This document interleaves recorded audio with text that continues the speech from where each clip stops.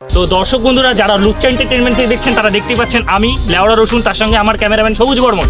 তো আজকে উচ্চ মাধ্যমিকের রেজাল্ট প্রকাশিত করেছে, আপনারা জানেন খুব ভালো করে। তো চলুন, এই সময় আবার দেশে যুদ্ধও চলতেছে, যুদ্ধ গুলি মারা। আমরা চলুন আগে দেখে নিই উচ্চ মাধ্যমিকের যে টপার হয়েছে তার কি কি রিয়াকশন, তার বাবার কি কি রিয়াকশন, তার সাফল্যের পিছনে কারণ কি, এইসব কিছু দেখে আপনাদেরকে আপডেট করছি। ক্যামেরাম্যান সবুজ দা ফলো করো আমাকে, চলো ছেলের বাবার কাছে যাই বা ছেলের কাছে যাই, আসো। দেখো এই যে হ্যালো দাদা, হ্যালো।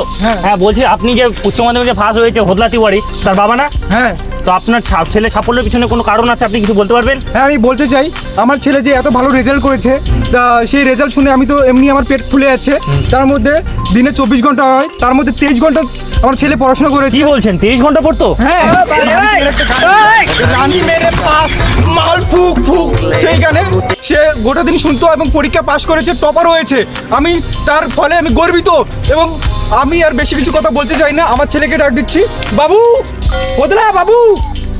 তো দর্শক বন্ধুরা, আপনারা ওর বাবার কাছ থেকে সবকিছু শুনতে পারলেন। এবার চলুন মাধ্যমিক উচ্চ মাধ্যমিকে যে প্রথম র্যাঙ্ক স্থান অধিকার করেছে তার। আরে দাদা আপনি, হ্যালো হ্যাঁ দাদা, বলেন, বলেন। আপনি কি হোদলা? হ্যাঁ আমি হতলাম। হ্যাঁ, তো হোদলা দা কি বলছিলেন আপনি? ওই হানি সিং এর যে একটা গান আছে না, রানী মেরে পাস মাল ফুক, ওই গান শুনে আমার মনের মধ্যে এত সাহস এসে গেছে। সেই গান শুনে আমি রাতে রাত্রে এমন পড়াশোনা করেছি। ওই গানটা ওই রানী গানটা, মেরে রানী মেরে পাস মাল ফুক। আচ্ছা, ওই গান শুনে আমি- হ্যাঁ বলছি, আপনি পড়াশোনা করতেন কিভাবে? সেই দুঃখের কথা আমাকে বলো না। আর বাড়িতে কারেন্ট নাই, রাতে বাড়িতে জোনাকি পোকাগুলো ছিল, তার পাশার মধ্যে যে বাল্বটা ছিল সেই বাল্ব দিয়ে আমি পড়াশোনা করছি। সেখান থেকে আমি টপার হয়েছি। আরে দাদা কাঁদেন না, হানি সিংয়ের একটা গান হয়ে যাক। আর রানী মেরে পাস।